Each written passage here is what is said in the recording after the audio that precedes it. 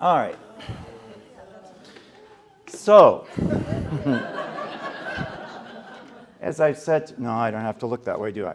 As I've said to everybody, this January was not what any of us really expected, especially the events of the last few days. So that kind of got in my way from being as prepared and everything as possible. The other thing is, I literally took, I don't know how many, 40,000 probably pictures on an iPhone, and that is the reason that if you followed the next site, Joel Martinson Search for His Peeps 2022, on Facebook you didn't see a lot of posting until I got home, and then it became almost a full-time job at the end of my sabbatical to get some of these posted. Because all I had is my iPad and my iPhone, and there were just too many choices, and I needed I needed another screen or two. So anyway, it was kind of crazy. So there's lots of information. The other thing that I did, I thought it was smart. I was kind of smart, but I secretly recorded a lot of services and stuff with this, but with a service leaflet, except in Denmark because they don't make those, over it, and hidden. Well, the other thing is I also sang with bad Swedish, Norwegian, and Danish. So anyway, that's not exactly the prettiest thing to listen to, but I'm going to show you some of that. I bought and was given a lot of CDs, so at some time in the future we could just do music from Scandinavia. Okay, moving on. So I'm hoping that this will ring off that audio. We've got that going for other clips, so we'll see. And as it says, with the exception of Helsinki, which is the first, this is a slideshow, and it's the opening in about 7 minutes. And it has bells from every church as they were ringing before I went to church, except Helsinki, they were ringing on noon my first day in the Nordic countries. So we'll see if this goes. And you'll hear the sound from down there. It might be a little puny. Or it might not be at all, but we'll see. Oh, did I turn the woofer on?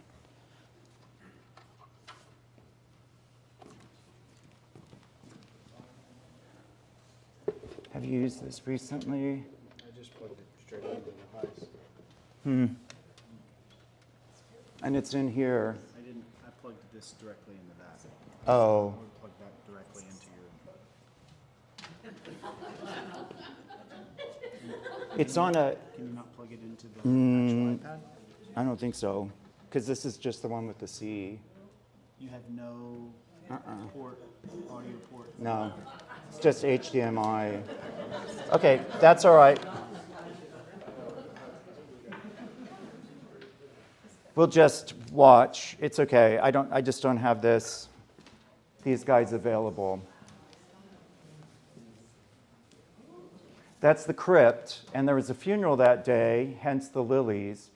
So I couldn't go in, but there's a whole church in the crypt because it sits under that I always thought in pictures was actually a hill. Well, it's on a hill, but that's all built up to build that cathedral. What's the date of that building? It's 1850 something. It was on an early thing.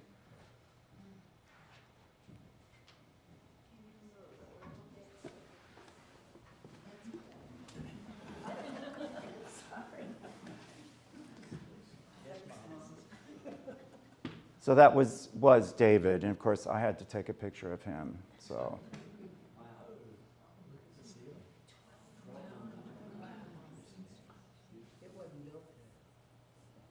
No, but it's the it's early 1800s, because the British were bombarding Copenhagen, and they caught the tower on fire and burnt the previous cathedral down. You forget who were once allies. So just imagine what it's like to go up there, which I did, for communion, and look at Jesus, who's 3 times as tall as you. It's an incredible room, not an incredible organ. And the choir sits. The choir that day was the Royal Danish Boy Choir, and they were in the second gallery. And how did they sound from that position? Why they sound fine. It just carries through the whole church.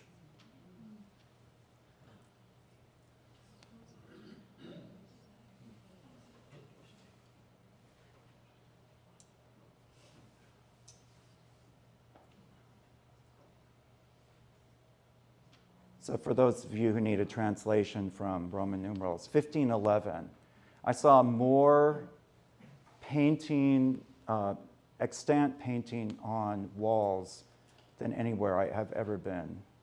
Joel, is Roman Catholic churches or? Not now. They've been Lutheran since the Reformation.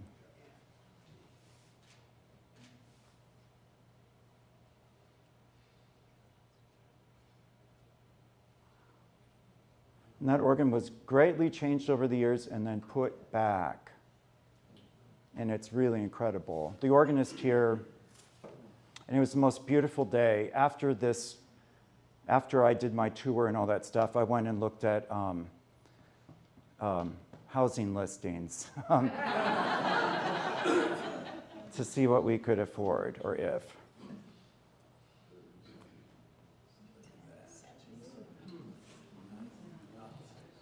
And this is just one direction, and that's the other direction. How long is that? I don't know, but it's very, very long. Stefan recorded his last Karg Ehlert here, and so Wilhelm, our organ scholar at that time, went, let me see if I can, well, we'll get stuck if I keep talking. 1869 was when they started the rebuild. And this is an organ, actually I do have to stop. So I got to play all the organs here. I was locked in at night with a key code to turn on the security afterwards. That last organ, Nazis occupied up through Trondheim and a little higher. And so there was a German, let's just say, there was a Nazi member of the military who found out that there was this organ in the basement, and he said, oh, that would be very nice back in the homeland, since it came from Germany. And luckily, the war ended too soon, and he couldn't take it. So anyway, that was saved, and that's an incredible instrument. And I have recordings of it, but we didn't have time for that. This font was recreated. A number of things in the cathedral were, just like England, there are a lot of things in England, like almost all of Bristol Cathedral, that is 19th century. This had to be done in the 19th century, a lot of the Nidaros, because the tower fell over, and then the Reformation happened, and there wasn't the impetus to rebuild. This had a shrine just like Canterbury. Same kind of things. About like that. So this is a cathedral in Stockholm, and the picture is what it should look like, but I went to 2 or 3 places that were covered because of construction. That altar piece is silver. This is basically the royal church. It's on the island. And it's brick Gothic, and it has a huge organ, but it's not as good as another organ that's there. But you can see the pedals go all the way to the sides.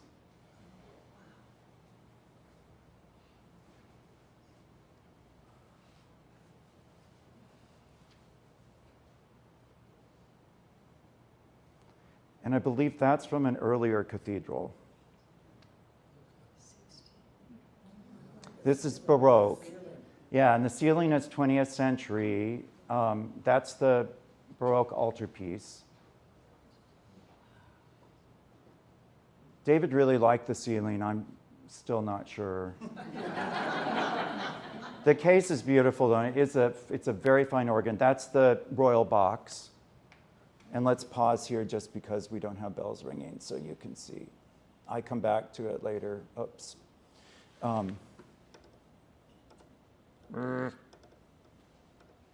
Well, when we go to it later.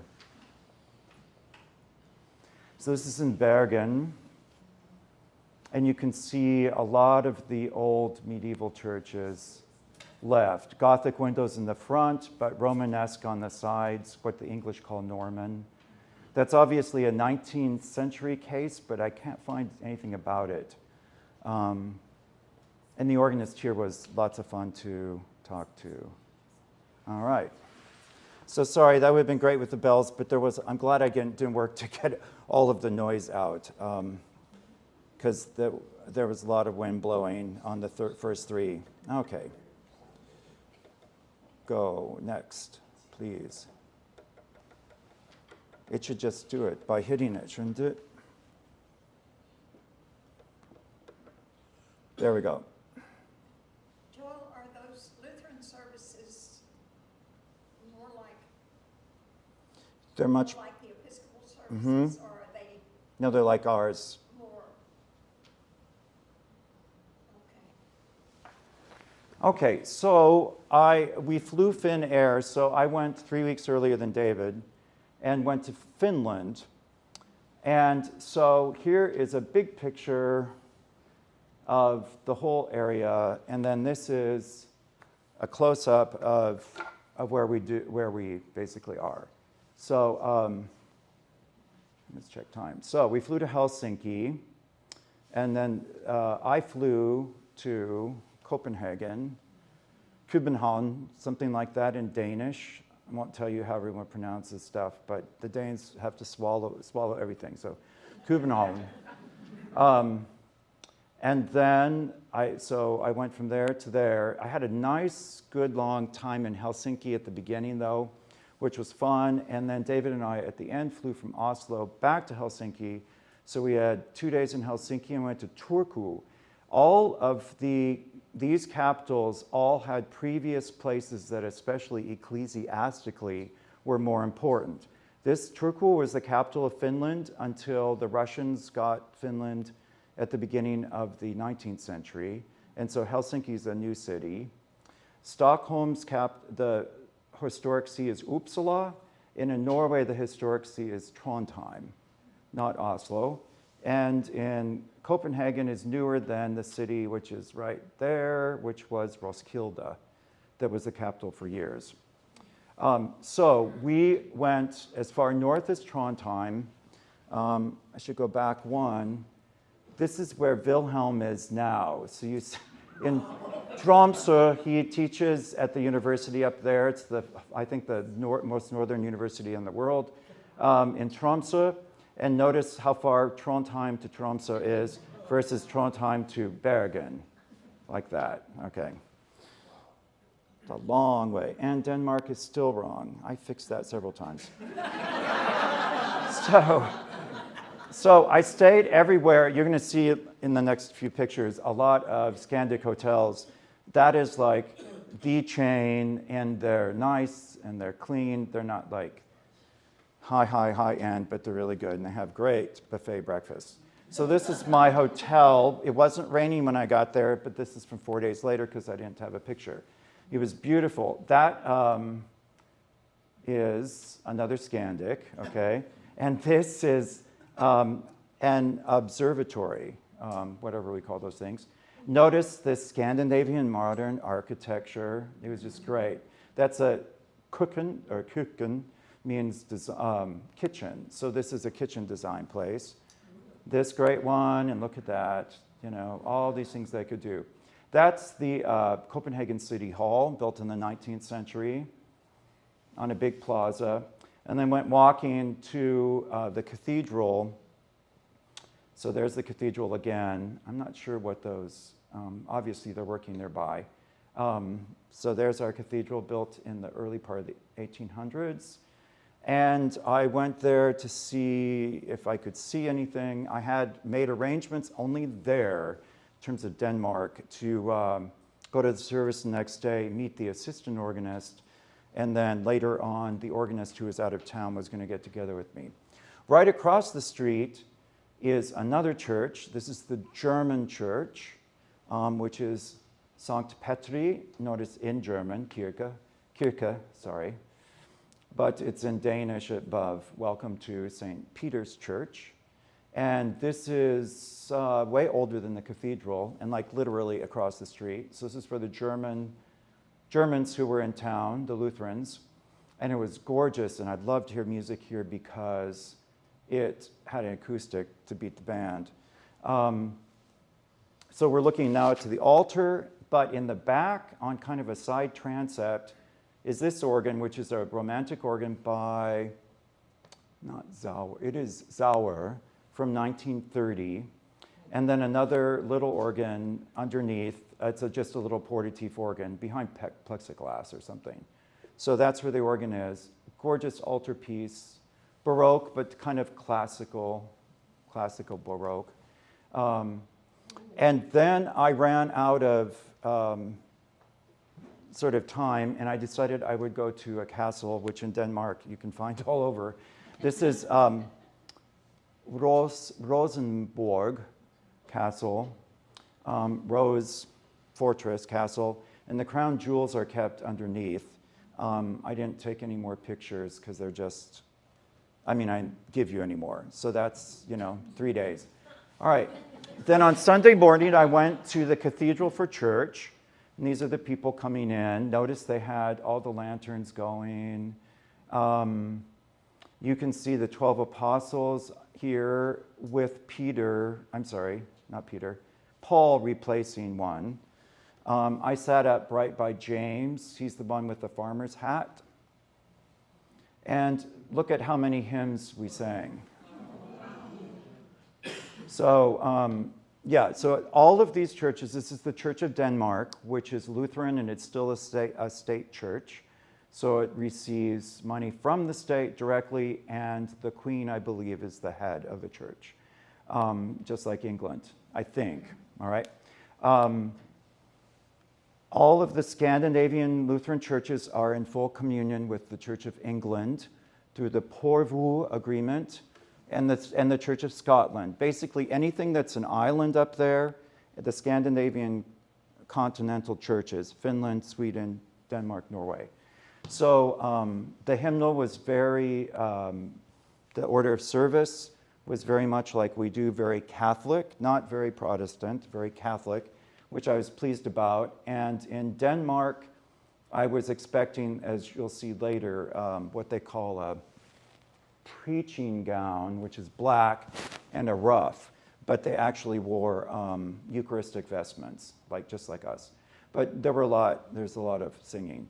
This day, it was the royal the Royal Boys Choir singing from the gallery, and there was a baptism. I was there in May, so there were baptisms every place we went except one. And they carried the child in with the parents, which I really thought was a neat idea. Actually, a woman carries the child in, and then I don't know who she was or if that was the sponsor or whatever, but then everyone came behind. The Danish psalm book, which means hymn book, was not very helpful. Later on, you'll see all it has is words. You have to pay special if you want the music. So luckily, I knew the couple tunes because of growing up Lutheran, but otherwise, I know it did. Melody at the top, but just the text. Yeah, this has melody on one page and then all the rest. But anyway, it was not too helpful. And apparently they've run out of the accompaniment edition, so you can't buy it if you wanted it. This is Mark Baumann with 2 N's, which for some reason with PowerPoint went off. So he's the assistant there, and in this case, he does most of the choral directing. And this is their music suite. Pretty nice, isn't it? So 1800 something, and the thing is, by then, they have all these extra places off the gallery and everything. So it was pretty, there's a kitchen back there and all that stuff. So anyway, it's a little Tony. And his name, if you think it sounds German, it's because he's German. but he learned Danish. So here's a close-up. So here you can see the organ on the second level, which is also where all that music stuff is. The apostles down here, and there's a person. So that's how tall a person is. And then that is way, way, way, way up. And there's part of the organ up there. So that's real handy, of course, for accompanying. And then there's part of the organ down front. I went to a concert that afternoon. I wasn't sure what this would be like or if I could really stand on May 11th to hear the Duraflay and the Mozart Requiem. You know, it's May. So, but I did go, and this is the Frederick's Church, or they call it just the Marble Church. And this was supposed to be built in this, at the time it was, and they didn't really get going on it right until the 19th century, but the whole area around there, they built like the Royal Palace, and they built residential stuff, and then that was the last thing. It was really quite an incredible place. And very, you know, masculine in terms of that. Had several organs.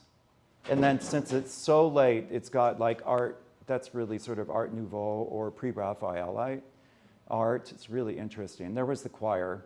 They were from down southeast of like the airport in Copenhagen. Copenhagen's kind of northeast on Zeeland, and then it's down there. So they had come up, and they had a pretty good crowd, and they charged, you know, tickets, and not a church choir. It was just a like community chorus. The next day, I went to, this is the train station. I was right next to there, Copenhagen Central. You can see that's peace, something, vote no to the war, and I'm not sure what that was. It could have been, well, this is Denmark. They're in NATO. I saw similar things at the 8 years before when I was in the Netherlands. So that is a bike, I don't know what you call it, storage area. Sales, but anyway. And this day I went up to Frederiksborg Castle. And there's even more of it here, but it was under wrap, so I didn't take a picture. And this has all of the, it has several, what do you want to call it, purposes. One is it's basically the National Gallery of Art and has everything that is royal throughout the ages. I've never seen so many beautiful chests in my life at these castles. And then it has one of the most famous organs in the world, which I couldn't hear because I was there on Monday and every Thursday. But I met people who were like best friends with the organist there, so maybe next time. That's the bellows back there, and so you actually pump them by holding things down. It looks like an instrument of torture in the back. So you pull things down, and that's the front of the organ, and you can see it's really pretty small. But it's by Comenius, and I think it's from the 1600s. And this doesn't mean little organ. That's how they put if you do ET, it means the organ. So the Comenius organ. Took me a while to figure that out. And I'd like, you know, there's no royal palace in England that has a chapel like that. Can you imagine? This has a congregation. Actually meets in the castle, which is something. Yeah, they have chairs still. Mm-hmm. So, and that's the Comenius organ, and then there's a Baroque-looking organ, but again, I was saving time today. So here is a name that it took me forever to figure out, and it's Hylion. And Hyli, you'd think if you're Germanic, that means holy. On, but they don't pronounce it, is the Spirit. So this is the Church of the Holy Spirit. And they had a Tuesday organ like meditation thing.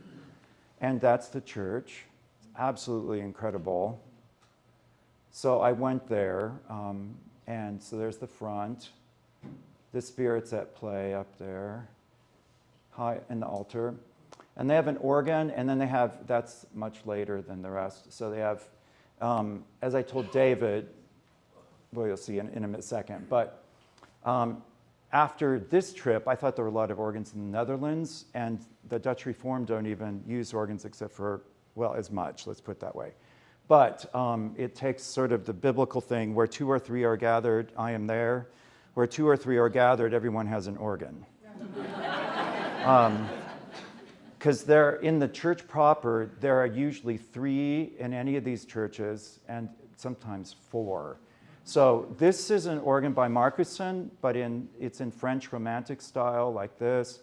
And it uses a whole bunch of old pipes, so this actually was one of the better organs. Martinson's been in business for almost 200 years. It's the oldest organ builder in the country, in Denmark.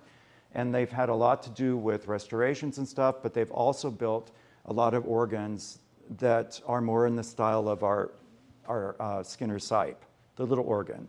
So reactionary. So this had a lot of stuff from old Martinsons and had been really kept. I want you to see where look at that. That's the bottom of like a pedal tower up here, or the grate. There are pipes above there. So they put this down and it lowered, and that's how you can see what's going on elsewhere. Anyway. It's very interesting. So there's one of the other Martinsons that's there. And then that night I took a walk, kind of if downtown Copenhagen is here, and I stayed right out here. There is a series of lakes that goes like that, and everyone was out that night. It was just great. So I walked there are old reservoirs to provide water for the city. So I just walked around these lakes, and sometimes you were looking at like mansion type things, sometimes you were looking at apartment buildings. And then the next day I went to Grundtvik's Kirke, is how the Danish say it, Kirke. And Grundtvig is Nikolai Grundtvig, who wrote hymns and did a lot of things, established the public school system in Denmark. And he was very influential in the 1800s. He lived from the late 1700s through almost all of the 19th century in reviving the church in an orthodox way after pietism and other things. So for a long time, the Danes, the Copenhagen persons, whatever you say, were trying to figure out how to honor him, so they decided they would build a church. So how many of you have been to Iceland and Reykjavik? Okay, so the church in Reykjavik is expressionist and was finished just a few years ago, but it was started about the same time this was. That is all brick. It's all yellow brick, and it's built to be neo-Gothic, and guess what what do you think that looks like? Looks an organ. Grundtvig was actually, because of that, Grundtvig got censored and stuff, so his time as like a parish priest was sort of limited. But he wrote hymns, and so it's an organ. But using, what? When was that built? This is built starting after World War I and finished before right around World War II.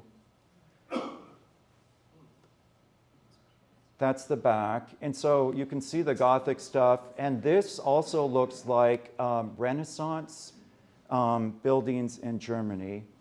And not only did they build a church, they built a whole neighborhood.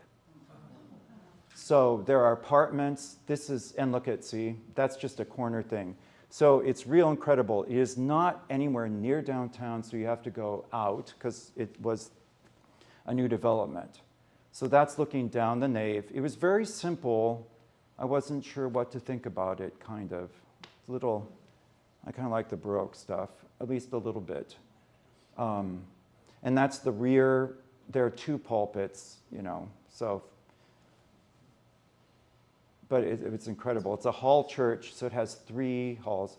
That's the small organ up near the front. They built the front first, and then they built more of the nave.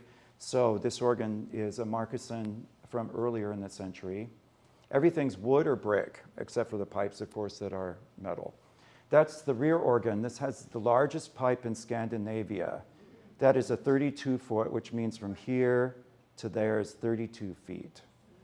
The Meyerson has a 32-foot. So it's really incredible. And you have to climb up the stairs behind here. But that's just sitting a little bit on the wall and mostly on this stuff.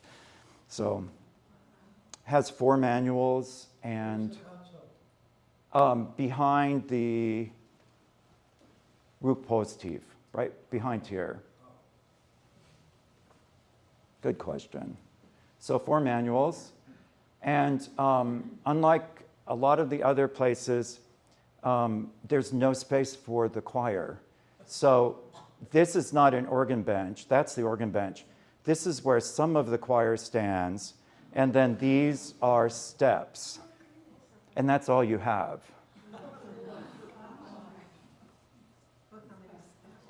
I'll tell you in a second. Okay, so we'll pause there. All right, in Denmark, it's still a state church.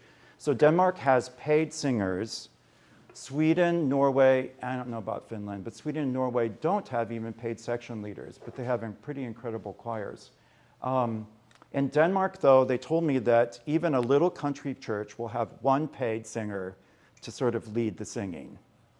Maybe even, they didn't say this, maybe even over an organist, I guess, if they couldn't find one. So the cathedral has 16 paid singers, and I'll show you a picture of the morning choir and why they have that. I think they probably have 4 here, so, and then you might have a few extra, but doing, Jesus Christ is risen today in Danish with timpani and a brass quintet and 8 singers ain't going to even happen here. And there's no other gallery remotely. So I think they were thinking if they had a choir, it would be down front, which is possible.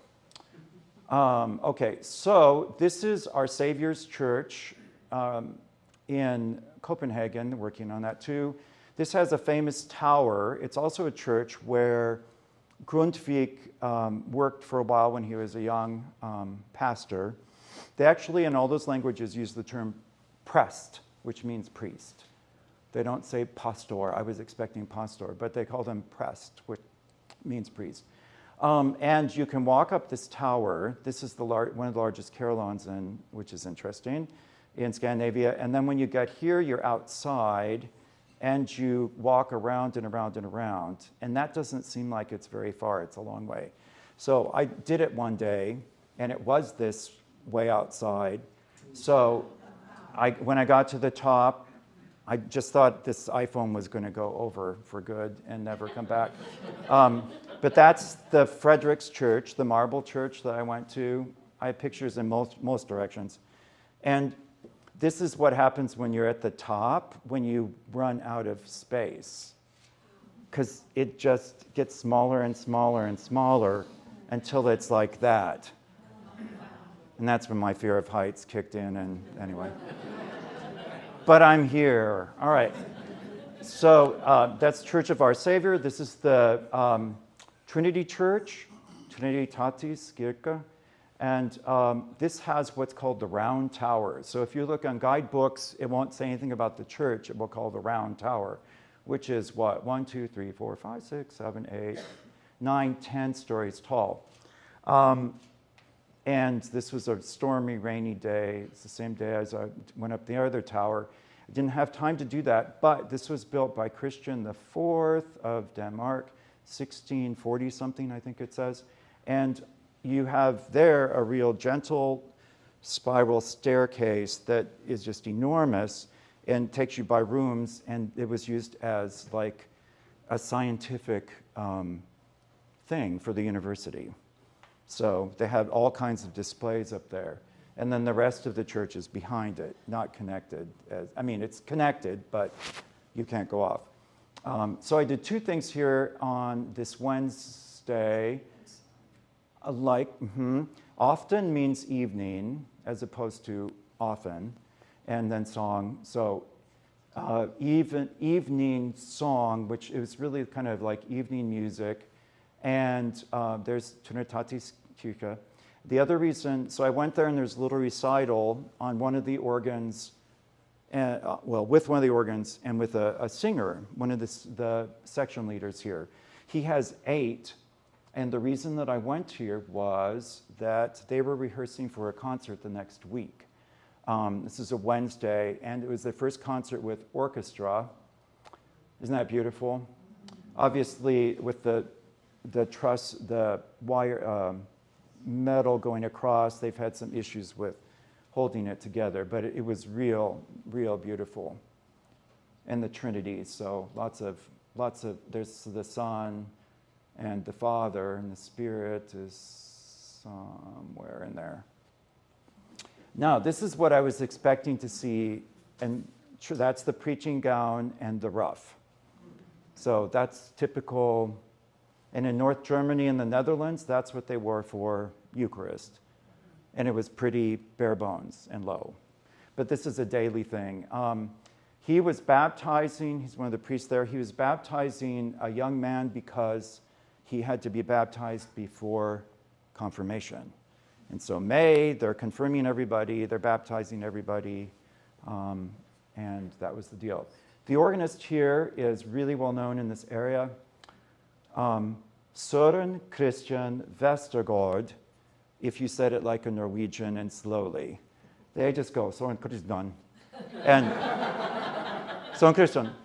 And that's what you have. So he's a real nice guy. He's there with some help at other times. He gave up more help in order to have people for what they call these special projects, the concerts. So there you'll see another organist in a second playing. So there's an organ there, but that's at modern pitch, and that's their Baroque Portatif organ. And they have an Italian organ that you'll see later, and a Baroque organ in the back. And here we go. So they were rehearsing. I've got 2 things. This is a surexit by someone, and this should be playing over the big speakers if all goes well.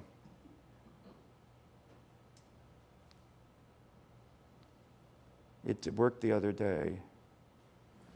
Oh, please. Video 3.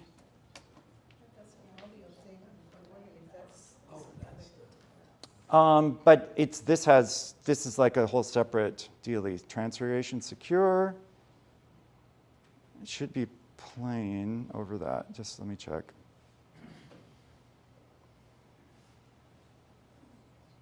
Well, you were connected. Hope you don't get blasted out here.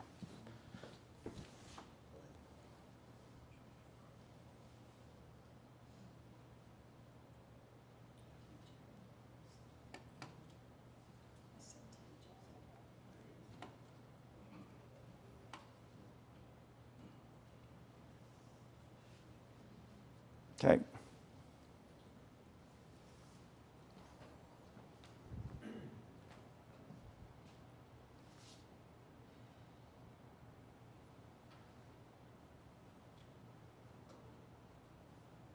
I heard something.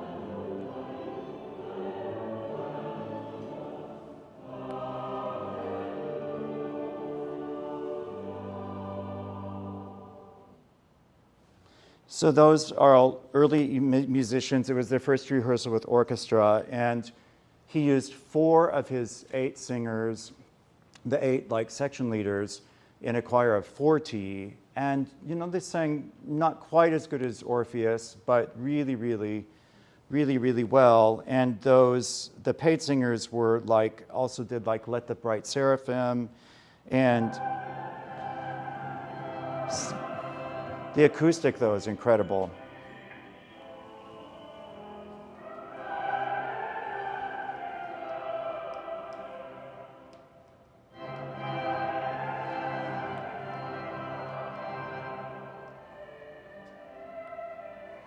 This is the organist accompanying from the big organ.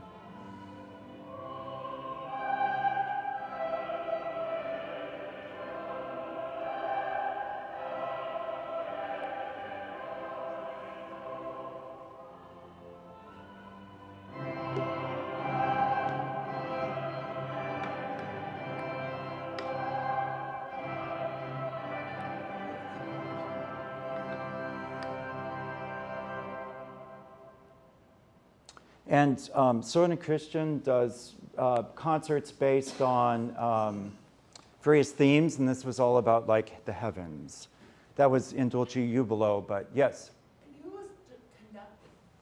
He's conducting Soren Christian down in front. Okay.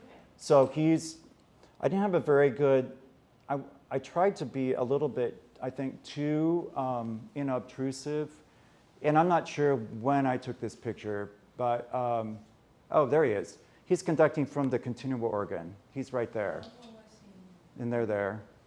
And they have this wonderful Baroque trumpeter who lives in Denmark now and does gigs all over. I'm a Facebook friend of his, and I see him playing all over. He's a Baroque trumpeter and a recorder player, like incredible. So imagine that, and a countertenor and a baritone. He's an African American from Baltimore who married a Dane. I don't know what kind of Dane he married, but he's happy in Denmark. So this is the organ in the choir and in the front. So for small services could be used. That's their Italian organ, actually from Italy at some point, and the organ in the back, and it's just a great space. That was Wednesday. Then this is Thursday morning. I went back to the cathedral and to meet the organist, who I'll show you in a second. And every day, this is a big deal, Monday through Friday, since the advent of radio, the cathedral puts on a sort of morning prayer-ish thing, not really full morning prayer, but a morning prayer with 2 hymns, parts of 2 hymns, an anthem, scripture, and it starts at 8:05 and ends at 8:25.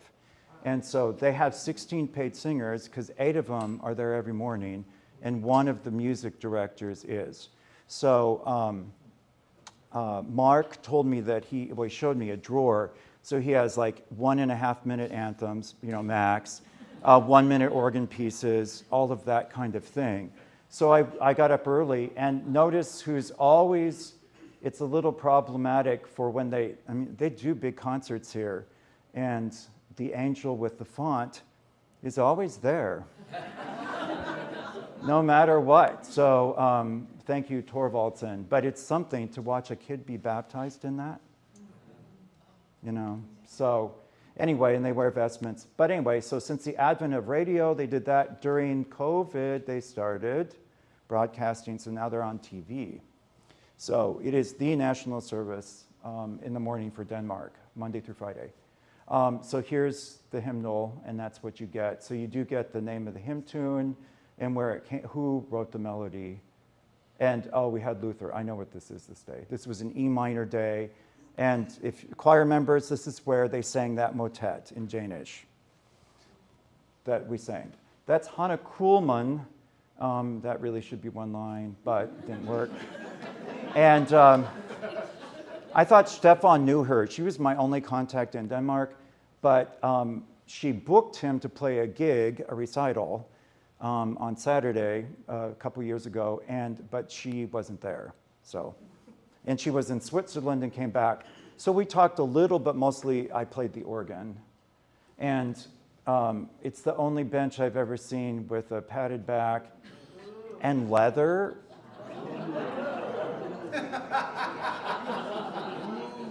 I know. Apparently, yeah, and it's a big old thing because remember, there's the choir organ. So look at all that stuff. Well, I think we need an organ bench just like that. I'm not sure. I didn't like it. It was too squishy, you know? It's like, I don't know. The best stuff on it was, it's not my cup of tea. It was actually modern stuff. My stuff sounded pretty good. But aside from that, not. This was a bad organ day, this is just bad organ day. But good for the next church that I went to. So I went to Malmö next. This was a booked up day because I didn't know anyone in Denmark the first time, but I knew someone in Sweden who was a very good friend of a friend, married to, like their partners were married to each other. It sounds very strange. So there's Copenhagen, and this is the Öresund Bridge, depending on how you pronounce, whether you're on either side. You go to Malmö, Sweden, which is an industrial place, and Lund, which is a university town. This also shows you, I thought it showed us Göteborg, but it doesn't. Anyway, so this whole part of this, what's now Sweden, used to be Denmark, and it's called Skåne. Or Scania or Scania in English. I've never heard anyone say that. So I'm going to Lund, and so that's the bridge. And I think right there, if that's the very middle, there's a Scandinavian series that's Swedish and Danish called The Bridge, Mystery, and a murder happens, and it's on right at the divider between the places. And so it has...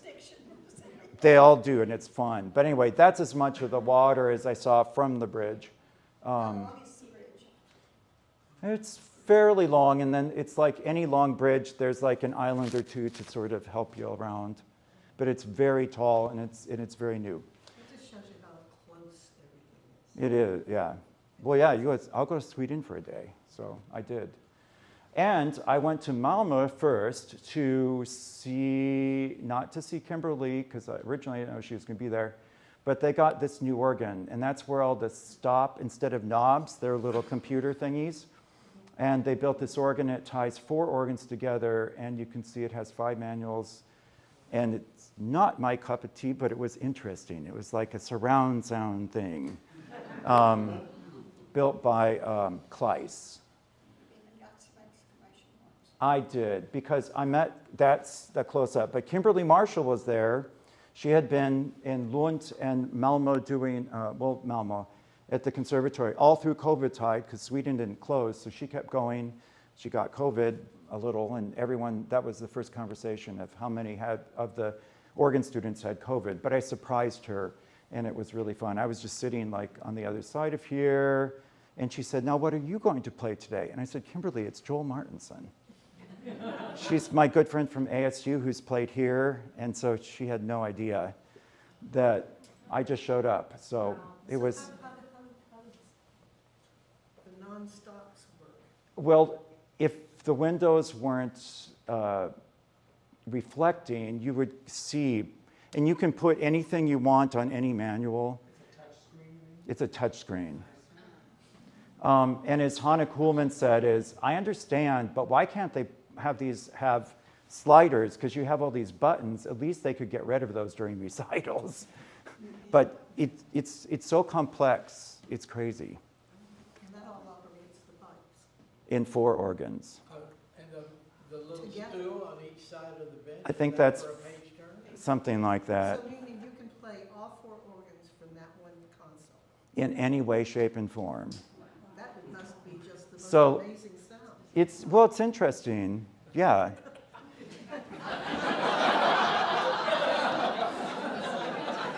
If you're not a purist. It was interesting. They had an old Martinson in the back, and then on the side they had a Kleiss, And they had then bits of other organs. And that was an ancient church. I mean, this had great, like, wall paintings, almost had cave paintings. But this is Lund. So this was built started in 1170. First thing built was the crypt, and I have tons of pictures, but I'll show you one. And Lund, remember where it was? This was the original cathedral for what is now Denmark, Sweden, Finland, Norway, Iceland, Greenland, everything north. And then when an archbishop got named here, the Archbishop of Bremen, who had been the Archbishop of everything north, was pissed because they took away his see. So from this church came everything. And do you remember a few years ago, it was the 1517. So the Lutheran Catholic Accord was signed. Benedict wasn't going to, or anyway, it was a big deal, and it happened here between the Pope and Lutherans. So this is an internet stock photo because it was covered. One of the last things that they did here, just like in England, Westminster Abbey in the 1700s got its towers, and this got its towers in the 19th century. And right behind the tower is the organ. And so that sort of plays into some of this stuff. They have this big plaza out there. This is like a music rehearsal building. It's really pretty good. This is the church forum, this mod building. And somewhere there's a picture. See this thing that looks like some kind of like camera deal? That's part of the church forum. It's just to bring light in. So this church itself has quite a bit of funds. It's like the church offices, but it's also a museum and a cafeteria. So where the bishop, everybody is there, but also meeting rooms. So we met in a conference room. So there's 1103. Lund is named the archbishopric for all of Northern Europe. Iceland, see? Iceland. Eastland would be, but yeah. And it has an astronomical clock. And Mary's in the middle, right there with Jesus. And these guys come out and do the ringing. Is it like a glockenspiel? Kind of, yeah. So they come out and move around during their... This is the most visited cathedral in Sweden. So there it is, cathedral chairs, what the English call Norman arches, but everyone else in the world calls them Romanesque. There's a reason for it. And it's a 3-hall church, so that was the main, and you can see then there's a hall on either side. This is just one of the side aisle halls. I mean, that's what it's called, 3-hall church, because you then build a roof over each. And that is how thick the walls are. That's my hand. So that's what makes good acoustics. They were practicing for confirmation, so here was a teen up there doing something. That's the chapel, that's the choir organ. They had even more organs because there are chapels all around. And that's the high altar, which is literally high. The whole place, like Canterbury. So if you kind of put this, it's different age of Canterbury, but look at these choir stalls, and they are really old. That's the way you get up to the high level, or you go down to the crypt. And they were having a Taizé service down there that night. And look at these, reminded me of Durham in England, the carved pillars. So they had church down there, and it was ample place to have church. And there's like 2 organs down there. This is from the, let's say, choir or sanctuary level, looking down to the choir of the church. and then the rear organ. So the rear organ was started in the late 19th century, also by Martinson, because we're in Denmark. And it's the largest organ in Scandinavia, but not one of the best. But it has the best music director, whose name is Banesh. PowerPoint just doesn't like me. So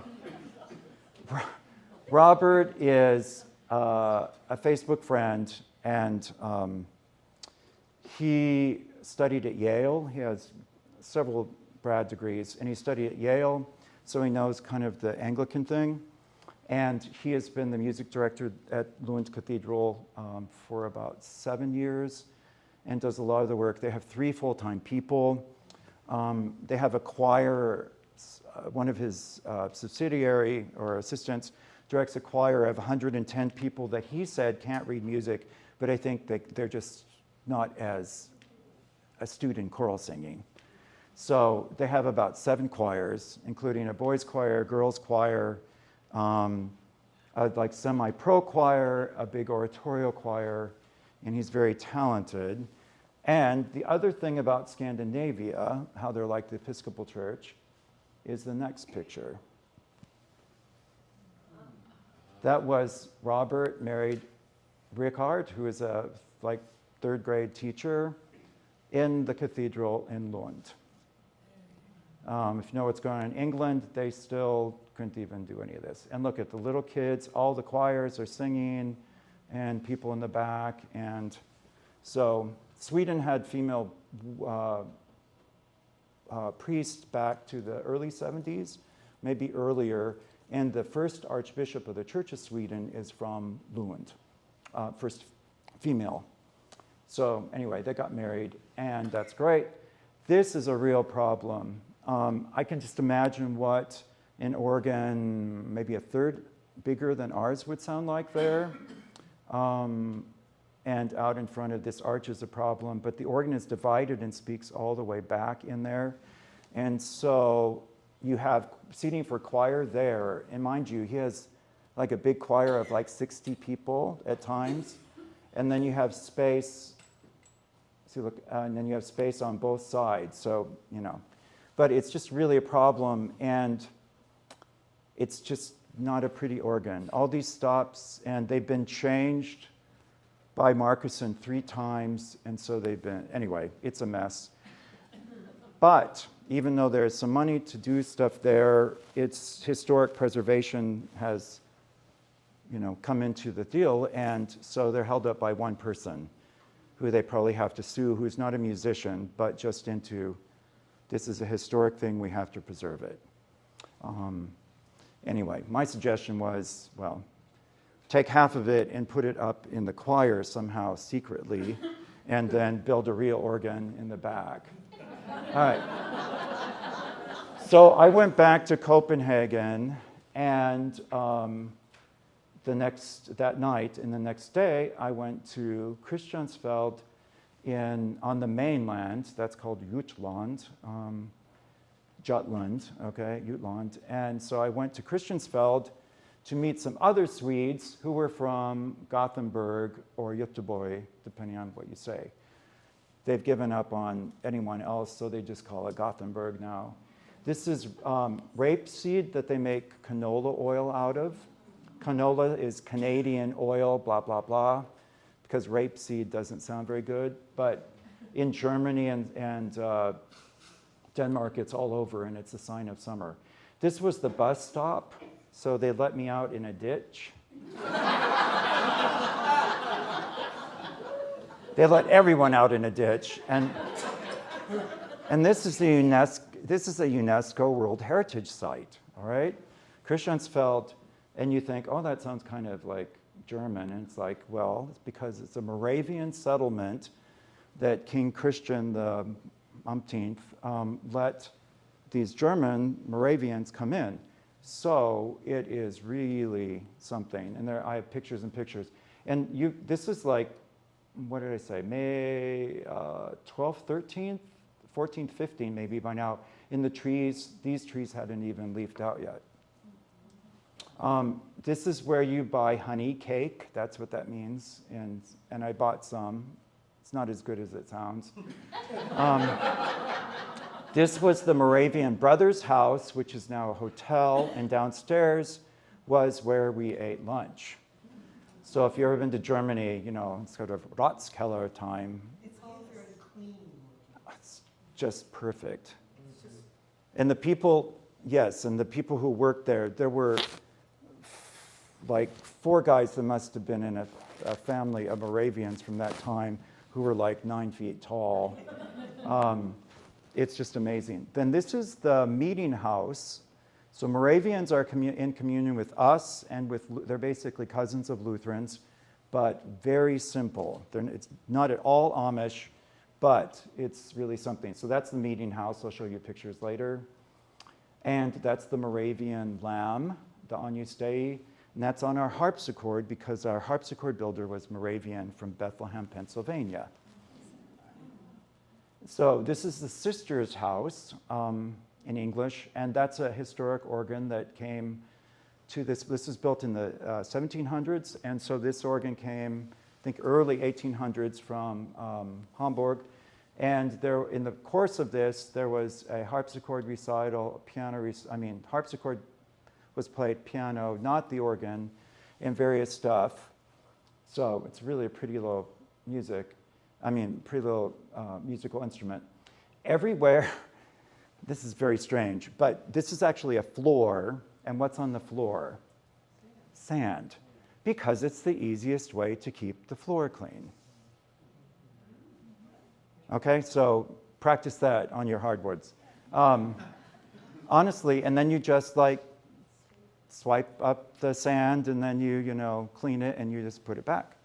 It's kind of tricky though if it's on stairs, I thought, but it's all the way through this. So you have to sort of understand, think Old English on female musicking, perspectives on female musicking in the Moravian Church. And this was done by all of these people who were part of the University of Gothenburg, and there's even more, the Academy of Music and Drama at University of Gothenburg. Ulrika Davidsson, who was married to Hans Davidsson, who's a famous organist and taught at Eastman, but originally here in Göteborg, in Gothenburg.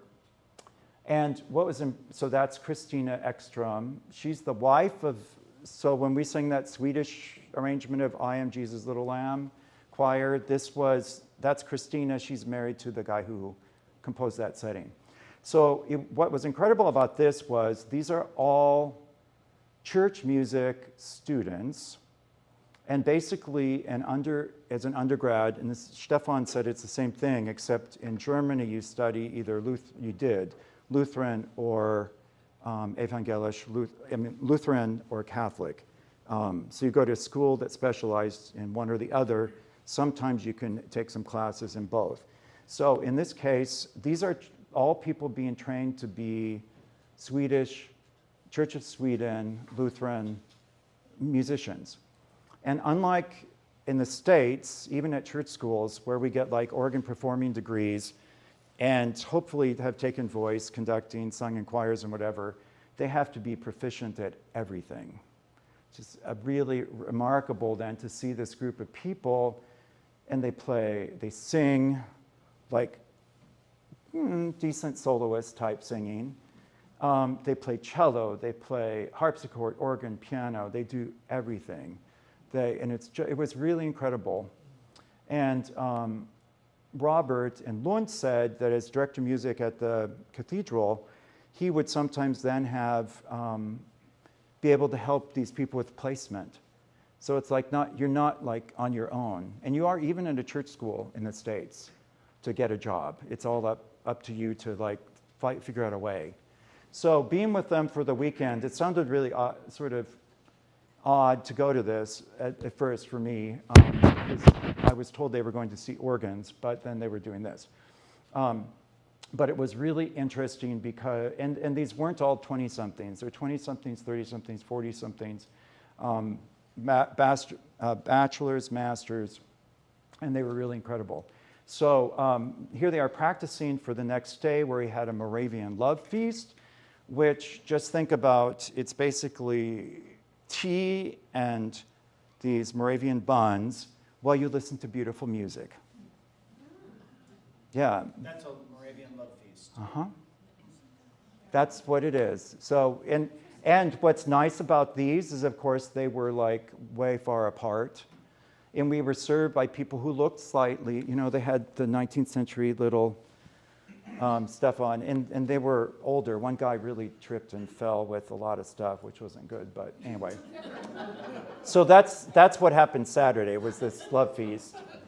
And there's an organ by Martinson from like 1850 that was just lovely. It's really nice. They didn't give it a lot of height. The poor guys back there kind of smushed. And there's that was the organist. And here are some of the musicians. And then this is the central thing between some of these communal buildings and the meeting hall. And that's my friend. So I knew Joel. He was the reason that I did this. Another Joel, but he's from Wisconsin, but of Swedish parents. And he went over to Sweden in the 70s for an advanced degree and stayed, which he used to be able to do. And so he's a teacher there. He also works with the clavichord, the world's softest instrument. It's a predecessor of the piano. That's the most expressive instrument too, as well. More on that some other time. But in Gothenburg, they started building organs in a historical manner, like from the whole old way, and they've sent several to the United States and the Northeast that I've heard. And then they've also, they call it Go Art, Gothenburg organ, art. And they've also then put these organs in various churches around the area. And incredible. I mean, like they have an organ from England they put, and they have an organ by John Brumbaugh from Oregon. So for the love feast, they lit all the candles. It was real something. And this was something blooming. I had to figure out my way back, which I did get back. And then this is the next day. I'm real happy. I'm going to church in Roskilde via the mass transit system. And that's what I'll have to walk when I get there. I got there a little late. And that's Roskilde. So we already saw some of the cathedral, beautiful flowers. There's the medieval cathedral. That is a burial chapel for one of the royalty. If you want to see just a presentation on Danish royalties' chapels, I have plenty to show you.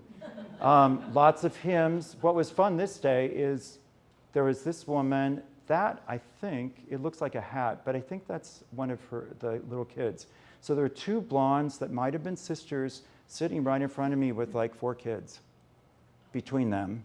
And it was a baptism, and people were fairly decked out. This was the priest, and I think she changed into Eucharistic vestments later. She's one of the assistants there, and this was sort of a little bit on the formal side for her, what she liked to do regarding stuff. Behind the column, there's steps. They're slightly hidden. We need one like that. Yeah. I'll show you, yeah. I'll show you a Church of the Transfiguration. So, I think that's what we deserve. yes, that's what you deserve, right. Okay, this is a hymn in Roskilde.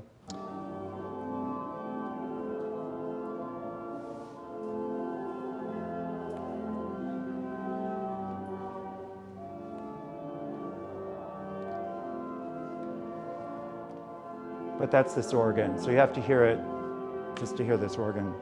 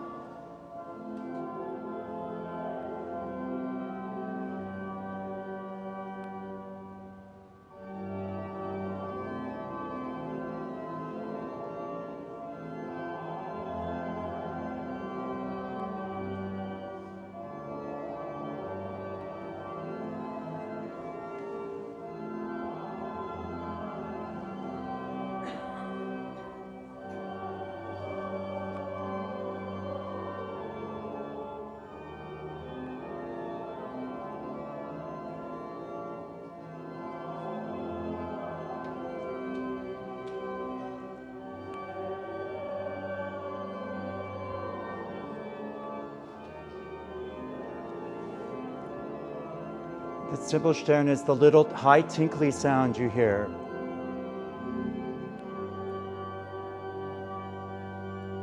Almost sounds like the mixture. Anyway, some of the deal, this was the poorest hymn singing of any of the places we were in for a pretty good sized congregation.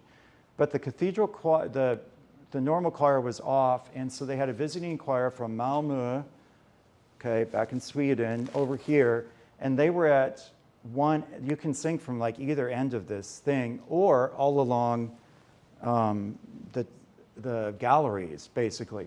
So they were in the back, and I don't think they knew the hymns really well. And you couldn't even hear me singing, and usually I'm the one that really screws up the stuff. So and I didn't sing on that, but I like that tune. And the organ's real beautiful. And the organist there is now the person who was head of the organ department at the Royal Conservatory in Copenhagen, but they've had all these issues, and she left and went to a church. So she went to this cathedral. So I'm going to play you, and then this is the end of part one, and we're going, I'll go, the next is faster, but you can choose to do what you want. But anyway, this is, but eat a lot of treats. This is from the Johannes St. John's Church in Malmö, and they're singing Knut Nystedt, who is Norwegian. So we have a Swede and a Danish church, Swedish choir and a Danish church singing music by Norwegian in English. We haven't sung much Nystedt, but he's like Hofland.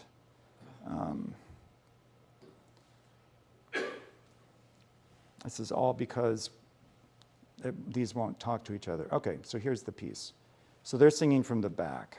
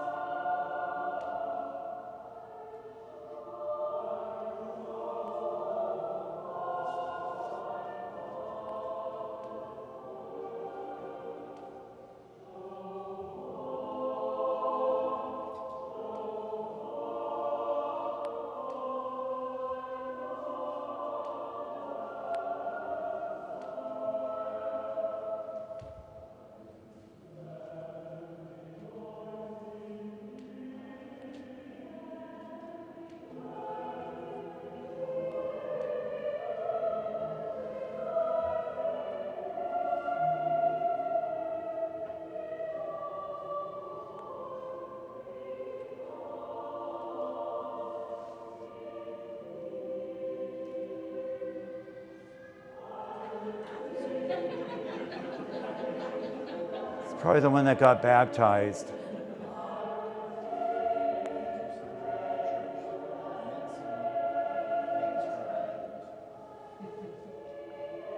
The choir was pretty good. The disappointing thing was this was the postlude when I expected to hear the organ. And I had come all that way, but anyway. And notice this, that's what all of the Scandinavians call the principal service, High Mass. It used to be, in German, Gottesdienst, which would be God's service. So, High Mass.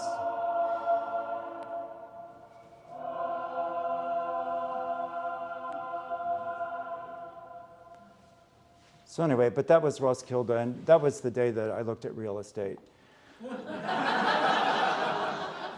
After that, I went to see a bunch of Viking ships that were sunk by the Vikings to keep the riffraff from coming into the harbor there. So, all right, well, we'll take a break. Grab all these Scandinavian things, treats that Mom and David have made.